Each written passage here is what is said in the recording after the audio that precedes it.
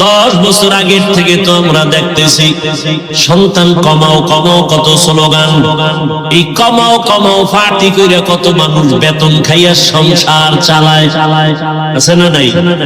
কিন্তু আমার মাওলার সাথে পাল্লা দিয়া কেউ আগাতে পারে নাই, জনসংখ্যা বেড়েই চলছে। আল্লাহ বলেন রিজিকের মালিক আমি, জনসংখ্যা বেড়েছে রিজিকও বাড়িয়ে দিয়েছি আমি আল্লাহ।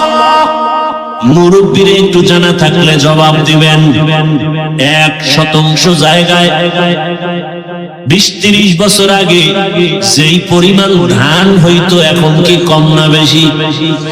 কে বাড়াইছেন? সরকার। কে বাড়াইছেন?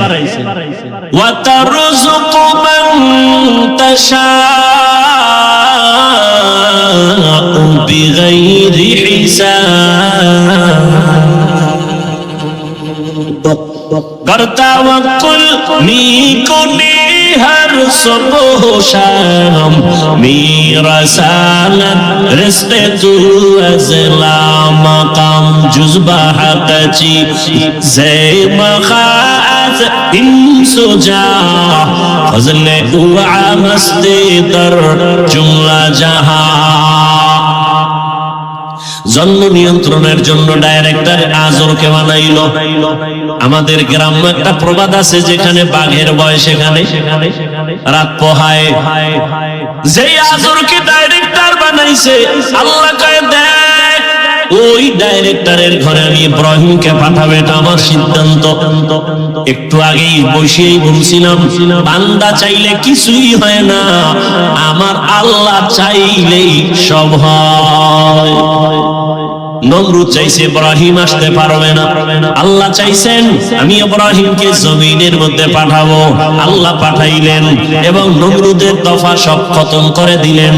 ইব্রাহিম জমিনের মধ্যে আসছে, গোপনে গোপনে রাখছেন। বিশাল বড় ইতিহাস। আম্মা জান পাহাড়ের গর্তের মধ্যে নিয়া ইব্রাহিমকে প্রসব করে ওখানে রাখেন। আজর যদি জানতে পারে লজ্জায় মাথা গরম হয়ে যাবে। নমরুদ জবাই করার হুকুম দিয়া দিছি।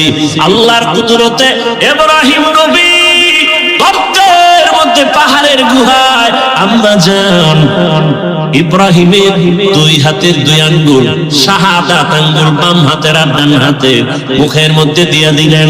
বাচ্চা আঙ্গুল চুষতেছে, আল্লাহ তাআলা 2 আঙ্গুল থেকে কুদরতের কারিশমা জারি করলেন।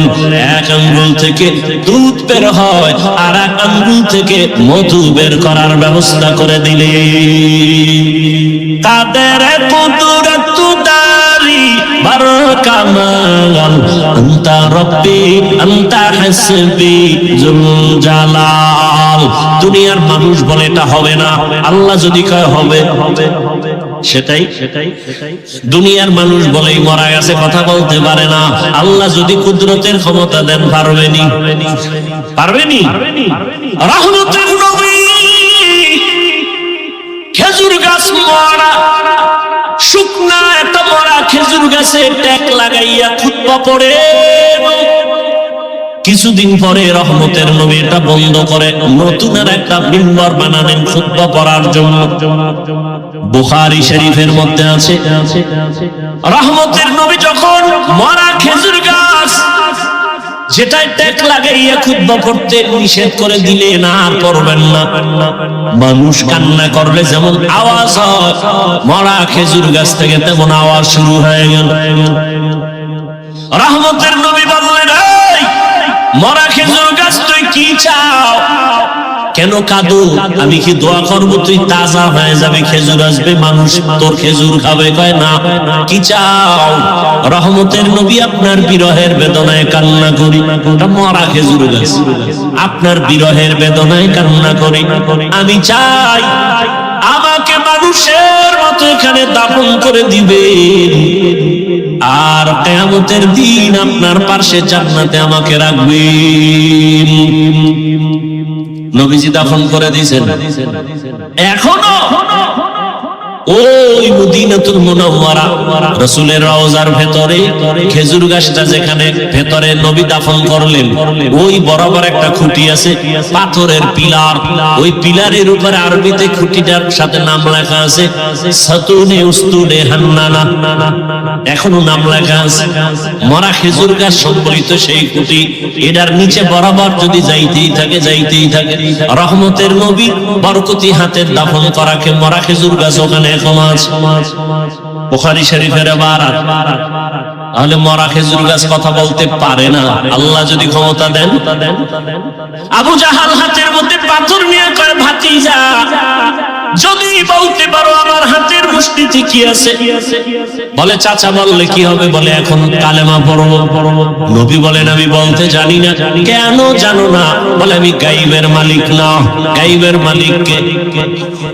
কুল লা ইয়ালামু মান ফিস সামাওয়াতি ওয়াল আরদি গায়বা ইল্লাল্লাহ। হে নবী আপনিই বলে দেন আসমানের বাসিন্দারা কেউ গায়েব জানে না, জমিনের বাসিন্দারা কেউ গায়েব জানে না, একমাত্র কে জানেন? নবী বললেন হাতের মুষ্টিতে কি আছে একটু আওয়াজ দাও। সাথে সাথে পাথরগুলো কালিমায়ে শাহাদাতের আওয়াজ দিল। সুবহানাল্লাহ। আবু জাহিল কত বড় বেঈমান, পাথরগুলো মাটির মধ্যে ফালায় বলে মুহাম্মদ তুমি বড় জাদুকর। কপালে কি নেই হেদায়েত। আজরের ঘরে ইব্রাহিম, আস্তে আস্তে আজরের ঘরে আসিয়া ইব্রাহিম বড় হয়েছে। ইতিহাস অনেক বড়, আমি সংক্ষেপে বলে আসতেছি। যখন আদম আর ইব্রাহিম বড় হয়ে গেলেন, কেউ এসে তাকে বয়ান দেয় না এক আল্লাহর ইবাদত করো, নিজে নিজে নিজে নিজে আল্লাহর পরিচয় লাভ করলেন। সব কথা কোরআনে হাকিমের মধ্যে আছে। বাবাকে দাওয়াত দিতেছে, বাবাও মানে না, নমরুদেরও দাওয়াত দেয় মানে না। নমরুদ উল্টা পাল্টা প্রশ্ন করে, ইব্রাহিম নবী জবাব দেন। এক পর্যায়ে দেখলো এই ইব্রাহিম তো আমার সব কিছু ধ্বংস করে ফেলবে, তাহলে তাকে বড় হওয়ার আগে, পারাবারি করার আগে তাকে মেরে ফেলতে হবে।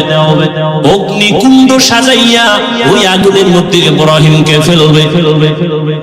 অগ্নিকুণ্ড সাজাইয়া ইব্রাহিমকে আগুনে ফেলতে গিয়া যখন ইব্রাহিমকে অনেক প্রচেষ্টা চালাইলো, চরক গাছ বানাইলো, রশি লাগায় টেনে ফেলবে, কারণ আগুনের এত তাপ, কাছে কেউ যেতে পারে না। ওই গাছের সাথে চরকার মতো ঘুরায় ঘুরায় পান আগুনে ফেলবে, কিন্তু পারে না। গাছও ঘুরে না, রশি টানেও নড়ে না। কি করা যায়? ব্যর্থ হয়ে যাবে নমরুদ। শয়তান এসে পরামর্শ দেয়, এই মুহূর্তে যদি ইব্রাহিমের পরনের কাপড় খুলে দাও, রহমতের ফেরেশতা চলে যাবে, ইব্রাহিমকে আগুনে ফেলে দেওয়াটা সহজ হবে। আর এক বর্ণনায় আছে, ওই ঐতিহাসিকগণ বলেন নমরুদ বলছে শয়তান পরামর্শ দিছে, এই মুহূর্তে ইব্রাহিমের সামনে যদি উলঙ্গ নারীদের দিয়া নাচ